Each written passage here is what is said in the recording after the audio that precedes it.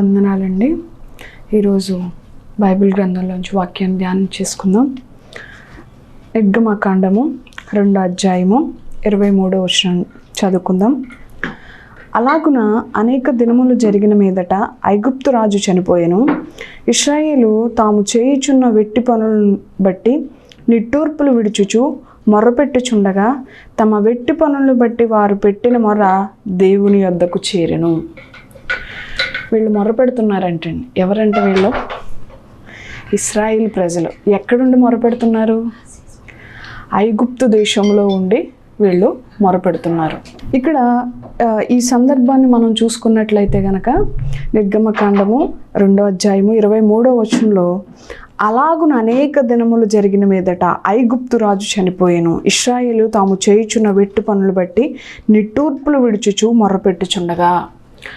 మరి ఐగుప్తు దేశంలో ఇశ్రాయేల్ ప్రజలు ఎలా ఉన్నారు అంటే గనక మనం దీని గురించి కొంచెం చరిత్రలో ముందుకు వెళితే గనక ఇశ్రాయేలు ఎవరు అంటే గనక యాకోబు పేరు మార్చబడింది. ఎవరుగా? ఇశ్రాయేలుగా పేరు మార్చబడింది. ఎవరు మార్చారు? దేవుడే మార్చాడు.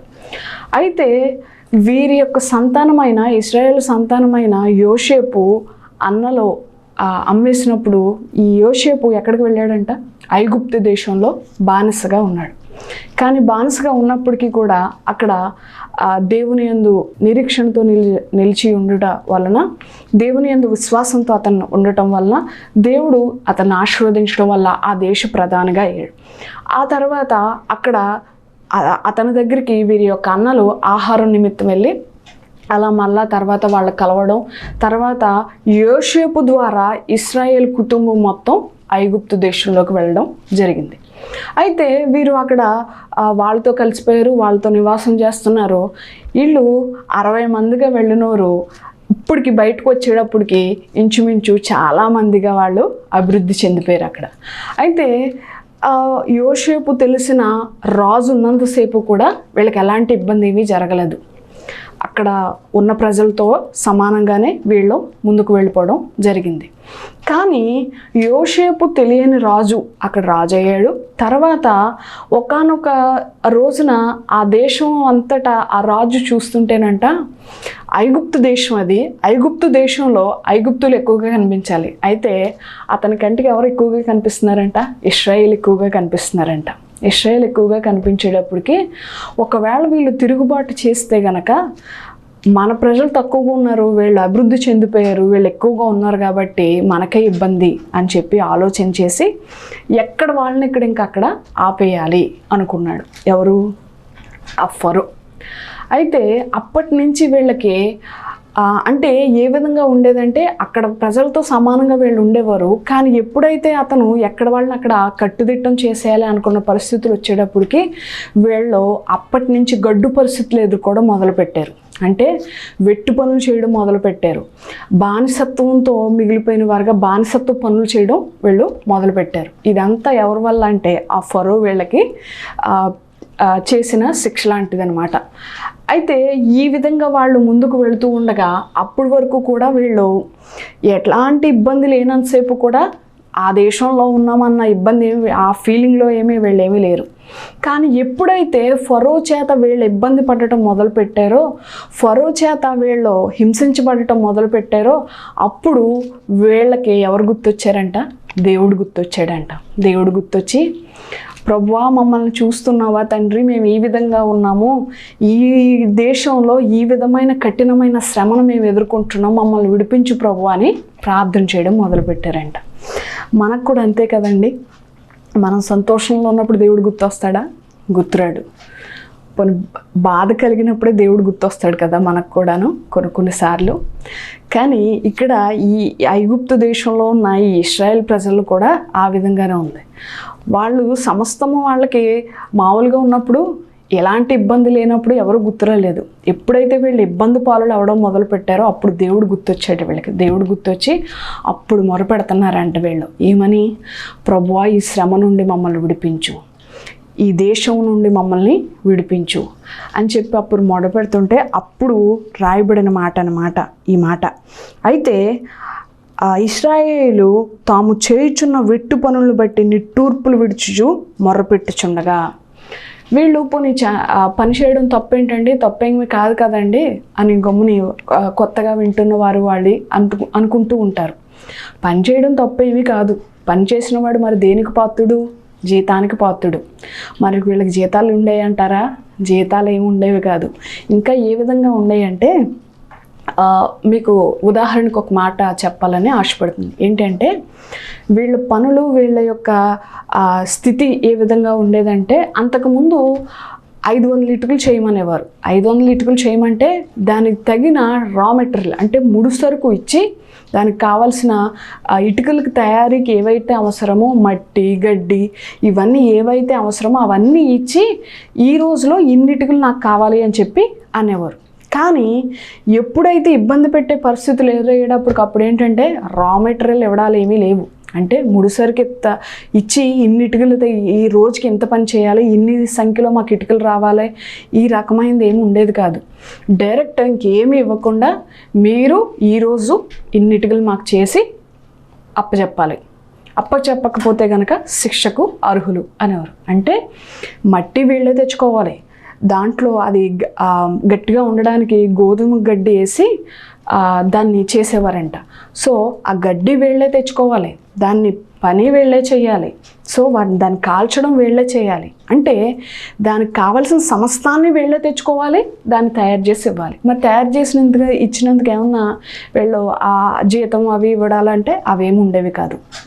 ఇంకా వీళ్ళకి నీరసంగా ఉన్నా, లేకపోతే ఏ పరిస్థితుల్లో ఉన్నా, ఏ విధంగా ఉన్నా కూడా ఆ రోజు ఆ పని పూర్తి చేయాల్సిందే. ఈ విధమైన బానిసత్వ బ్రతుకుని ఆనాటి ప్రజలు అక్కడ ఆ దేశంలో బ్రతుకుతూ ఉన్న పరిస్థితులు అనమాట. గడ్డు పరిస్థితులు ఎదుర్కొంటున్నారు. అప్పుడు మొరపెడుతున్నారనమాట. అప్పుడు ఏమని మొరపెడుతున్నారంటే, అప్పుడు చూడండి, ఇశ్రాయేలు తాము చేయుచున్న వెట్టు పనులు బట్టి నిట్టూర్పులు విడుచుచు మొర్రపెట్టుచుండగా, తమ వెట్టు పనులు బట్టి వారు పెట్టిన మొర దేవుని యొద్దకు చేరును. నిట్టూర్పులు విడుస్తున్నారంట. ఇప్పుడు ఎవరి దగ్గర నిట్టూర్పులు విడుస్తున్నారు? దేవుని ఎదుట, దేవుని పాదాల దగ్గర. మమ్మల్ని విడిపించగలిగిన వాడివి నీవు తప్ప మరొకరు లేరు అని వారు తెలుసుకుని అప్పుడు దేవుని ఎదుట వాళ్ళు ప్రార్థన చేస్తున్నారు. ప్రార్థన చేస్తున్నారు. ఎలా ప్రార్థన చేస్తున్నారంట? మొర్ర పెడుతున్నారు. ఏమని మొర్ర పెడుతున్నారు? మొర్ర ఎప్పుడు వస్తుంది మనకి చెప్పండి? కఠినమైన శ్రమ కలిగినప్పుడే మనకు కన్నీటి ప్రార్థన వస్తుంది, అవునా కాదా? ఉత్తప్పుడు కన్నీటి ప్రార్థన చేయాలనుకుంటే చేయగలుగుతామా? చేయలేం. ఎందుకని? మనం శ్రమానికి లోనైనప్పుడు మాత్రమే కన్నీటి ప్రార్థన మనలో వస్తుంది. అలాగే వీళ్ళు కూడా మొర్ర పెడుతున్నారనమాట. నిట్టూర్పులు విడుచుచు వారు మొర్ర పెట్టగా అప్పుడు దేవుని యొద్దకి వీళ్ళ మొర్ర ఏమైందంట? వెళ్ళిందంట. దేవుడు వీరి యొక్క మొర్రని ఆలకించినట్లుగా కూడా అక్కడ లేఖన భాగాలు సెలవిస్తూ ఉంటాయి మనకి. అంటే ఈరోజు మనం కూడా ప్రార్థన చేయాలి. ప్రార్థనకు అసాధ్యమైనది ఏదైనా ఉందా? ఈరోజు కూడా ప్రార్థన చేయాలంటే ఇంతకుముందు ప్రార్థన చేయట్లేదండి అనుకుంటున్నారేమో. లేదు, ప్రార్థనతో పట్టుదల కలిగి ప్రార్థన చేయాలి. ఎందుకు పట్టుదలకు ప్రార్థన చేయాలి అంటే, కొన్నిసార్లు కొంతమంది విశ్వాసులైన వారు చెప్తూ ఉంటారంటే ఏంటంటే, నేను ప్రార్థన చేస్తున్నానండి కానీ జవాబు రావట్లేదండి అంటారు. అంటే నువ్వు పట్టుదల కలిగి ప్రార్థన చేయట్లేదేమో, అందుకే నీకు సమాధానం ఆలస్యం అవుతుందేమో. ఇక్కడి నుంచి నీ ప్రార్థనలో పట్టుదల కలిగి ప్రార్థన చేయాలి. ఇంకొక విషయం ఏంటంటే, నువ్వు దేని విషయం అయితే ప్రార్థన చేస్తున్నావో అది జరిగే వరకు ప్రార్థన చేయాలి. ఇంకొక విషయం ఏంటంటే, కొన్నిసార్లు ఒకసారి అడుగుతారు, 2 సార్లు అడుగుతారు, లేదంటే 3 సార్లు అడుగుతారు, తర్వాత జరగట్లేదని చెప్పి వదిలేస్తారు. కాదు, కార్యం జరిగే వరకు ప్రార్థన చేసేవారుగా మనం ఉండాలి. కానీ ఈరోజు మన ప్రార్థనలు ఏ విధంగా ఉన్నాయంటే, ఇందాక మనం మాట్లాడుకున్నట్టుగా 1-2 సార్లు అడిగేటప్పటికి ఇంకా విసుగు చెందిపోతున్నామంట. ఎవరు విసుగు చెందుతున్నారు? నీ ప్రార్థన విని దేవుడు కాదు విసుగు చెందుతుంటా, అడగడానికి నువ్వే విసుగు చెందిపోయి అక్కడితో విడిచిపెట్టేస్తున్నావు. అందువల్ల నీ పట్ల కార్యం జరగట్లేదేమో. నువ్వు ఏ విధంగా ప్రార్థన చేయాలి అంటే, నువ్వు ప్రార్థన చేసినప్పుడు దేవుని యొద్ద నుండి సమాధానం వచ్చే వరకు కూడా నువ్వు ఏ విషయం అయితే ప్రార్థన చేస్తున్నావో ఆ విషయంలో పట్టుదలగా కలిగి ప్రార్థన చేయాలి. అప్పుడు దేవుని పట్ల కార్యం చేయగలుగుతాడు. హల్లెలూయా. అలాగే ఇక్కడ చిన్న ఉదాహరణ చెప్పి నేను ముందుకు వెళ్ళాలని ఆశపడుతున్నాను. ఏంటంటే, ఈరోజు మన ప్రార్థనలు ఏ విధంగా ఉన్నాయంటే, రోడ్డు మీద ఒక ఆమె వెళుతూ ఉంది. అయితే ఆమె భయంకరమైన ఆకలిని కలిగి ఉంది. అదేంటండి భయంకరమైన ఆకలి ఏంటంటే, ఇంచుమించు ఆవిడ ఒక 3-4 డేస్ నుంచి ఏమీ తీసుకోకుండా ఉందన్నమాట. సో అలాంటి వ్యక్తికి ఆకలి వేయడం సహజమే కదా. సో ఆమె ఆ ఆకలిని కలిగి ఉంది.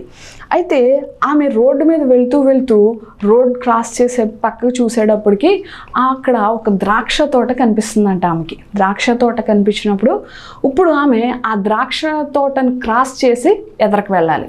కానీ ఆ తోట వైపు ఈమె ఆశ కలిగి చూస్తుంది. ఎందుకు ఆశ కలిగి చూస్తుంది అంటే, ఈమె ఆకలితో ఉందే, ఆ తోటలోంచి ఒక్క ద్రాక్ష గెల నా చేతికి వచ్చినా నేను తిని కడుపు నింపుకుంటాను అన్న ఆశ కలిగి ఆ తోట వైపు చూస్తుందన్నమాట. సో చూస్తా నడుచుకుంటూ వెళ్ళిపోతుంది. అయితే ఈమెని ఎవరు గమనించారంటే, ఆ తోట యజమాని గమనించాడు. తోట యజమాని గమనించి, అయితే ఆయన వెంటనే బయటకు వచ్చి, ఏమో అలా చూస్తున్నావు తోట వైపు అంటేని, నేను చాలా ఆకలిగా ఉన్నానండి, మీ తోటలోంచి ఒక ద్రాక్ష గెల ఇస్తారేమో అని చెప్పి ఆశ కలిగి చూస్తున్నానండి అంది. సరేనమ్మా, నువ్వు అడిగావు కదా, నేను నీకు ఇస్తాను, ఉండు అని చెప్పి అన్నాడు ఆయన. సరే అని చెప్పి ఆయన వెళ్ళాడు, వెనక్కి తిరిగాడు. ఈమె అలాగే నుంచుని చూస్తుంది.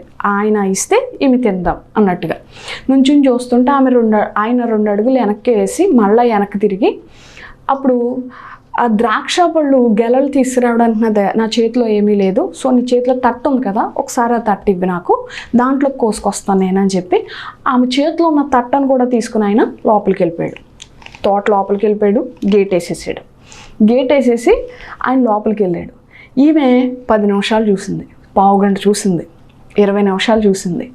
ఇంకా ఈమెకు విసుకొచ్చేసి అప్పుడు మొదలెట్టింది అనమాట. ఏమనుకుంటుందంటే, ఈయన పోనీ ఇవ్వనంటే ఇవ్వకపోవాలి, నేను ఇక్కడి నుంచి వెళ్ళిపోదును. కానీ ఈయన ఏం చేశాడు, ద్రాక్ష పళ్ళు నాకు ఇవ్వకపోగా తిరిగి నా దగ్గర ఉన్న తట్టను కూడా తీసుకుని వెళ్ళిపోయాడు. ఈయన తట్ట కావాల్సి వస్తే డైరెక్ట్గా అడగాలి, అంతేగాని తట్టలోకి కోసుకొస్తానని చెప్పి తట్టను కూడా పట్టుకుని వెళ్ళిపోయాడు ఈయన అని చెప్పి ఈమె ఇష్టానుసారంగా మరి తిట్టేసుకుంటూ ఉంటారు కదా, ఆ విధంగా మాటలు అనేసుకుంటూ ఉంది. ఇంకా వెళ్ళిపోతానికి ఎదరకు వెళ్ళిపోతుంది. అప్పుడు ఆయన గేట్ తీసుకొచ్చి, ఇప్పుడు ఈమె ఏమడిగింది, ఒక ద్రాక్ష గెల్ల అడిగింది. కానీ ఆయన తట్ట నిండా ద్రాక్ష పళ్ళుతో వచ్చాడు, అంటే తట్ట నిండా ద్రాక్ష గెల్లతో వచ్చాడు. ఆయన చూసి, అమ్మ అడిగావు కదా, నేను తెచ్చేస్తున్నాను కదా, తెచ్చే లోపల ఎందుకు వెళ్ళిపోతున్నావు నువ్వు అని ఆయన ఈమెను అడిగాడు. ఈమె అంటుంది, నేను చాలాసేపు వెయిట్ చేశానండి, మీరు ఇంకా రాలేదు, సో ఇంకా మీకు ఇచ్చే ఉద్దేశం లేదేమో అనుకుని నేను వెళ్ళిపోతున్నానండి అందామె. అనేటప్పటికి అప్పుడు ఆయన అంటున్నాడు అనమాట, ఇది ఒక రకం చెందిన ద్రాక్ష తోట అయితే కాదు, ఇది ఎన్ని ద్రాక్ష తోటలో ద్రాక్ష పళ్ళల్లో ఎన్ని రకాలు అయితే ఉన్నాయో అన్ని రకాలు అన్నీ కూడా ఇక్కడ అన్ని రకాలు ద్రాక్ష చెట్లు మొలిపించిన ఈ తోట అన్నమాట. సో నువ్వు అడిగింది ఒక గెలే, కానీ రకానికి ఒక గెలను తీసుకొచ్చి నీకు ఇవ్వాలని నేను ఆశను కలిగి ఉన్నాను. కాబట్టి అవన్నీ వెతికి ఏవి తయారైనాయో, అన్ని పక్వానికి ఏవైతే వచ్చినాయో అవన్నీ వెతికి కోసేటప్పటికి నాకు కొంచెం టైం పట్టింది. అందువల్ల అవన్నీ తీసుకుని నీ దగ్గరికి వచ్చేటప్పటికి నాకు కొంచెం ఆలస్యమైంది అని చెప్పి ఆయన ఆమెకి తట్టించాడంట. ఈరోజు దేవుడు కూడా నువ్వొక్కటి అడిగితే శ్రేష్టమైన వాటితో నిన్ను నింపాలని ఆశ కలిగి ఉన్నాడు దేవుడు.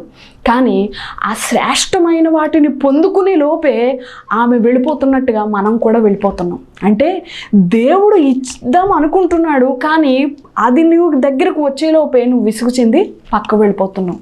అందువల్లే నీ ప్రార్థనకి ప్రతిఫలం రావట్లేదేమో, అందువల్ల నీ ప్రార్థనకి సమాధానం రావట్లేదేమో. అందుకే నువ్వేదైతే అడుగుతున్నావో, ఏదైతే నువ్వు దేవుడిని ఆసక్తి కలిగి దేవుడి యొద్ద నువ్వు పొందుకోవాలని ఆశపడుతున్నావో దాని విషయంలో నువ్వేం చేయాలండి, ఈరోజు పట్టుదలకే ప్రార్థించాలి. ఈ వాక్యం వింటున్న అనేక మంది ఉన్నారు ఇక్కడ, అవును, మనం కూడా అనేక విషయాల నిమిత్తం ప్రార్థన చేస్తూ ఉంటాం. ప్రభువా, ఈరోజు ఈ విధంగా ఉంది, ఈ పరిస్థితుల్లో మేమున్నాము, ఈ గడ్డు పరిస్థితుల్లో ఉన్నాము, మమ్మల్ని విడిపించగలిగిన వాడు నీవే ప్రభువా అని చెప్పి అనేక మార్లు దేవుని సన్నిధిలో మనం అడుగుతూ ఉన్నాం. ఆయనకు అసాధ్యమైనది ఏదీ లేదమ్మా. దేవుడు నీ పట్ల కార్యం చేయడానికి సిద్ధంగా ఉన్నాడు. కానీ నువ్వు చేయాల్సిన పని ఏంటి అంటే, ఆమె విసుగు చెంది వెళ్ళిపోతే గనక ఫలాన్ని ఆమె పొందలేదు. ఇంకా ఆమె ఎక్కువ దూరం వెళ్ళలేదు కాబట్టి ఈయన పిలిచిన కేకకి ఆమె అందుకుంది కాబట్టి వెనక్కి తిరిగి ఆ తట్టను ఆమె అందుకోగలిగింది. ఫలాలతో నింపిన ఆ తట్టను అందుకోగలిగింది. ఒకవేళ ఆయన కేకకు కూడా నువ్వు అందుకోలేని పరిస్థితికి ఎదురుకొచ్చేస్తే గనక ఫలం నీ దగ్గరికి రాదు.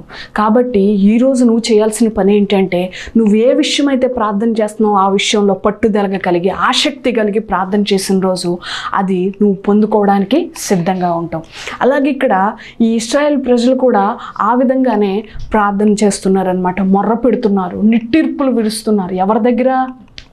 దేవుడు తప్ప మమ్మల్ని విడిపించే నాదుడు వేరొకడు లేరు అని దేవుని ఎదుట మొరపెడుతున్నారు. కాబట్టే వారి మొరను ఎవరి దగ్గరికి చేరిందంట? దేవుని యొద్దకు చేరిను. తర్వాత వారు విడిపింపబడ్డారా లేదా? ఐగుప్తు దేశం నుండి వారు విడిపింపబడ్డారు. వారు మొరను విన్న విధానాన్ని బట్టే దేవుడు వారిని విడిపించడానికి ఎవరిని నియమించాడు? దేవుడు మోషేని పంపించాడు. మోషేని పంపించి మోషే ద్వారా వాళ్ళని బయటికి తీసుకురావడం జరిగింది. వారి ప్రార్థనకు సమాధానం దొరికిందా లేదా? వారి నిట్టూర్పులకు, వారి మొర్రకి దేవుడు సమాధానం చెప్పాడా లేదా? మరి వారి ప్రార్థనకు సమాధానం చెప్పిన దేవుడు నీ ప్రార్థనకి ఈరోజు సమాధానం చెప్పడా? కాబట్టి నువ్వు పట్టుదలగా కలిగి ప్రార్థించేదానుగా నువ్వు ఉండగలగాలి. అలాగే ఇంకొక స్త్రీ కూడా మనకి కనిపిస్తూ ఉంటుంది. సమూయేలు గ్రంథం చూడండి. మొదటి సమూయేలు గ్రంథము 1వ అధ్యాయము 10వ వచనం చూసుకున్నట్లయితే గనక ఇక్కడ మనకు ఒక మాట కనిపిస్తూ ఉంటుంది. వారు షిలోహునుకు అన్నపానములు పుచ్చుకున్న తర్వాత హన్నా లేచి యాజకుడైన ఏలీ మందిర స్తంభము దగ్గరనున్న ఆసనము మీద కూర్చుండి ఉండగా బహు దుఃఖాక్రాంతురాలై వచ్చి యెహోవా సన్నిధిని ప్రార్థన చేయుచు బహుగా ఏడ్చెను. ఈమె ఎవరు తెలుసా? తెలీదా? మనకి తెలుసు. ఎవరంటే ఈమె హన్నా. హన్నా ఎక్కడ ప్రార్థన చేస్తుంది? ఎక్కడ ఏడుస్తుందంట? బహు దుఃఖాక్రాంతురాలై. ఎక్కడ ఏడుస్తుందంటే ఈమె దేవుని మందిరంలో, అంటే దేవుని పాదాల దగ్గర ఈమె మొరపెడుతుంది. ఇంకా అక్కడ దేవుని మందిరంలో అన్న దాని విషయంలో కూడా ఇంకొక మాట ఏంటంటే, అక్కడ యాజకుడైన ఏలీ మందిర స్తంభము దగ్గరనున్న ఆసనము మీద కూర్చుని ఉండగా, స్తంభం దగ్గర కూర్చుని ఒక ఆసనం ఉందన్నమాట. దాని మీద కూర్చుని, మందిరంలో దాని మీద కూర్చుని బహు దుఃఖాక్రాంతురాలై దేవుని సన్నిధిలో ఏడ్చెను అని ఉంది. ఎందుకు ఈమె ఏడుస్తుంది? ఎందుకు బాధపడుతుంది ఈమె అంటే గనక, ఈమెకి హన్నా అని ఇక్కడ రాయబడింది, కానీ లోకం ఈమెకంటూ ఒక పేరు పెట్టింది. ఈరోజు లోకం కూడా మనకు అనేకమైన పేర్లు పెడుతుంది. ఎందుకు పెడుతుంది? మనలో ఉన్న లోపాలను అది చూస్తుంది కాబట్టి ఆ లోపాలకు తగ్గట్టుగా పేర్లు పెడుతూ ఉంటుంది లోకం. అలాగే ఈమెకి హన్నా అని పేరు ఉంది, కానీ లోకం పెట్టిన పేరు ఏంటంటే ఈమెకి గొడ్రాలు అన్న పేరు పెట్టింది. అంటే ఈ హన్నాకి పిల్లలు లేరనమాట. పిల్లలు లేకపోతే వెంటనే పెట్టే పేరంట ఈ పేరే అనమాట. ఈమెకి లోకం పెట్టిన పేరు ఏంటంట? గొడ్రాలు. సో ఈ పేరు పెట్టినప్పుడు ఇవి మనుషుల్ని ఆమె వాదించవచ్చు. ఇప్పుడైతే వాదిస్తున్నారండి. ఇప్పుడున్న సమాజానికి అప్పుడున్న సమాజానికి తేడా ఏంటంటే, అప్పుడు స్త్రీల పట్ల వివక్షత కలిగిన వారుగా ఉన్నారు. ఇప్పుడు ఉన్నాయి అనుకోండి, లేవని అనట్లేదు, కానీ అప్పుడుతో పోలుస్తూ ఇప్పుడు చాలా తక్కువ అనమాట. ఇప్పుడు అదే పేరుతో, ఆమెను పిలిచిన పేరుతో ఈరోజు లోకంలో మన ఎదుట ఎవరైనా ఉంటే కనుక వాళ్ళని ఆ పేరుతో పిలిస్తే వాళ్ళు ఊరుకుంటారండి? తిరిగి సమాధానం చెప్తారు. అవసరమైతే చేత్తో సమాధానం చెప్పడానికి కూడా వెనకాడని పరిస్థితులు ఉన్నాయి ఈరోజు. అంటే నువ్వంటే పడ్డానికి అవతల వారు ఎవరూ సిద్ధంగా లేరు. కానీ ఆనాటికాల పరిస్థితులు ఏ విధంగా ఉన్నాయంటే, వారు ఆ మాటలు పడేవారనమాట. సో ఈమె ఆ లోకం అంటున్న ఆ పేరును బట్టి దేవుని సన్నిధిలో ఏడుస్తుందంట. ఎలా ఏడుస్తుందంట? బహు దుఃఖాక్రాంతురాలై వచ్చి యెహోవా సన్నిధిని ప్రార్థన చేయుచు బహుగా ఏడ్చెను. ప్రార్థన చేయుచు బహుగా ఏడ్చును. ఎక్కడ ఏడుస్తుంది? దేవుని పాదాల దగ్గర, దేవుని మందిరంలో ఆమె ఏడుస్తుంది. ఏమని ఏడుస్తుంది? ఎందుకు ఏడుస్తుంది అంటే, నాకు లోకం ఈ పేరు పెట్టింది, కానీ ఆ పేరును రూపుమాపగలిగిన వాడు నీవే. కాబట్టి దయచేసి నాకు ఒక కుమారుణ్ణి దయచేయి అని చెప్పి ఆమె ఆ మందిరంలో కూర్చుని దేవుణ్ణి అడుగుతూ దేవుని దగ్గర పెనుగులాడుతూ ఉంది. అయితే ఆ మొర్రని దేవుడు విన్నాడా లేదా? విన్నాడు. ఏ విధంగా విన్నాడు అంటే, ఆమె ఆ లోకం పెట్టిన పేరును బట్టి దేవుని పాదాల దగ్గర ఏడుస్తూ వచ్చిందంట. ఈరోజు లోకస్తులు అనేక మాటలు అంటున్నారు. ఎవరిని కూడానంట మాట వదిలే లోకమేమి కాదు ఇది. సో ప్రతి ఒక్కరిని కూడా లోకం అంటుంది. అందుకే లోకంలో ఒక సామెత ఉంటుంది, ఏంటంటే కాయలున్న చెట్టుకేనంట ఏం దెబ్బలు తగులుతాయి?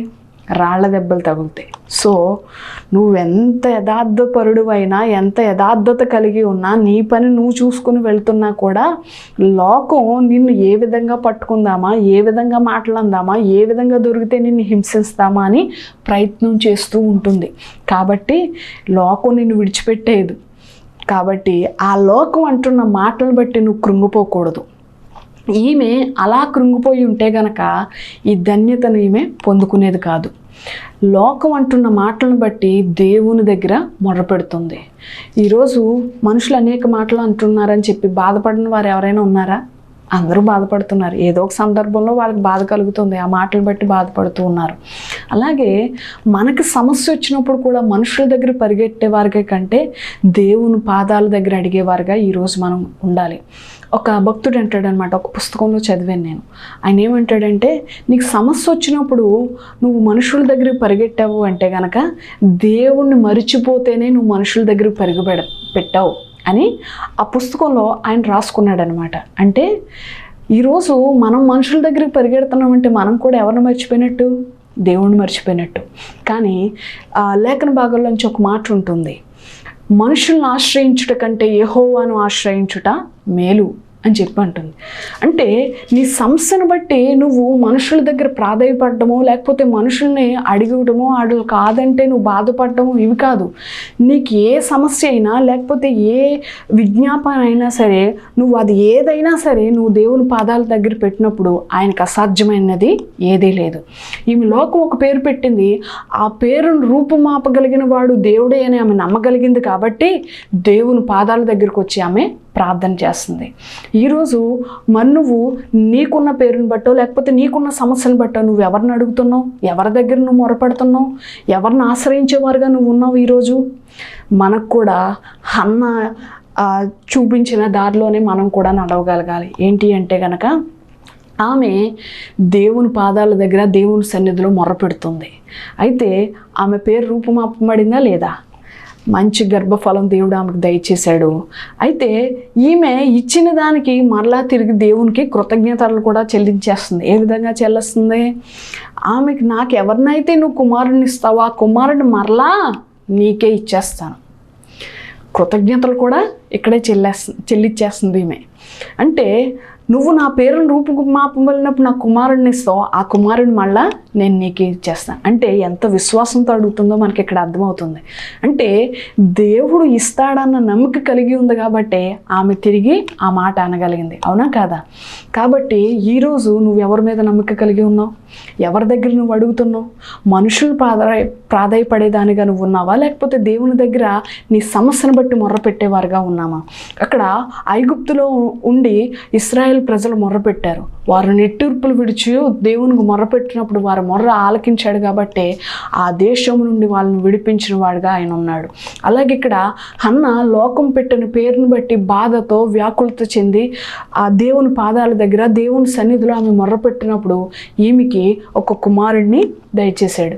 దయచేసినప్పుడు ఆ కుమారుడిని పాలు విడిచే వరకు కూడా ఎవరి దగ్గర ఉంచుకుంది? హన్నా దగ్గర ఉంచుకుని పాలు విడిచిన తర్వాత తీసుకొచ్చి మరలా దేవుని మందిరంలోనే అతన్ని ప్రతిష్ఠించినట్టుగా మనకి కనిపిస్తూ ఉంటుంది. అంటే ఈమె ప్రార్థనకు కూడా ప్రతిఫలం వచ్చిందా లేదా? ఎక్కడొచ్చింది? దేవుని సన్నిధిలో ఆయన దగ్గర వచ్చింది, సమాధానం వచ్చింది. అలాగే ఈరోజు నీ సమస్యను బట్టి, లేకపోతే నీకున్న పరిష్కారం లేని సమస్యలు అని చెప్పి నువ్వు బాధపడుతున్నావేమో, కానీ ఆయనకు అసాధ్యమైనది ఏదీ లేదు. ఆయన పాదాల దగ్గర నువ్వు మొర్రపెట్టినప్పుడు ఆయన ఖచ్చితంగా నీ పట్ల కార్యం చేస్తాడు. ఆయన మీద ఆధారపడిన తన బిడ్డల్ని ఆయన విడిచిపెట్టేసేవాడు కాదు.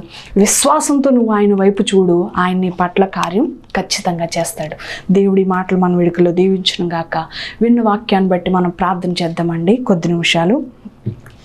స్తోత్రం తండ్రి, పరిశుద్ధుడా, మహిమ కలిగిన దేవా, నీకు వందనాలు నాయన. స్తోత్రం తండ్రి ప్రభా యేసయ్య. అవును ప్రభా, నువ్వు మాతో మాట్లాడేవని మేము నమ్ముచున్నాము తండ్రి ప్రభా యేసయ్య. అవును తండ్రి, ఐగుప్తు దేశంలో ఉండి తండ్రి ఇశ్రాయేల్ ప్రజలు నీకు మొర్ర పెట్టారు తండ్రి ప్రభా.